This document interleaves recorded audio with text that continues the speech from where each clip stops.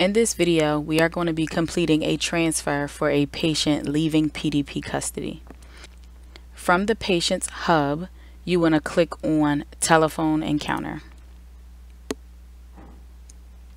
You're going to complete the top portion. Okay, so the assigned to is going to be at the current facility's nurse. So if the patient is leaving from the detention center, it's at DC nurse. If the patient is leaving from ASD, you're going to select at ASD nurse, so forth and so on. The provider is going to be at that facility's CMO. And then your reason, you can use the drop down and select transfer, or you can free type in the window. Your facility is also going to be changed to the facility the patient is leaving from. And we're going to click on virtual visit. And then select progress note. I'm going to close the patient hub once the progress note appears. From the right chart panel, we're going to click on templates, and you're going to use the PPS Act 84 transferring site template. You're going to click the arrow so that it can populate your progress note. And then we're going to click on the first green link, so acceptance. And you're going to complete this information. So the transferring site is going to be the facility that the patient is leaving from. And then for the receiving site, you're going to select other.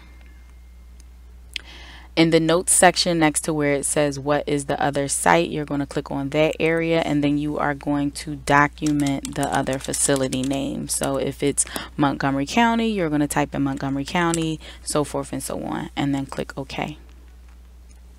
The admission date is always located on the green sticky note at the top of the progress note.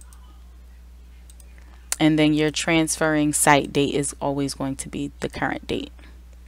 You can click on next to get to the second portion of the transfer, and you're going to complete all of that information as well.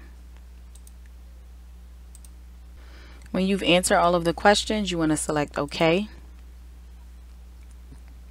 And you'll see your responses to the right of the questions once you've completed the template. You're going to navigate to the bottom of the progress note and click on Lock. Always run the clinical rules engine. When it asks if you're sure to lock the encounter, you want to say yes. You're then going to navigate to the bottom of the progress note by where it says Lock. You're going to hit print, and you're going to print a copy to be sent with this patient.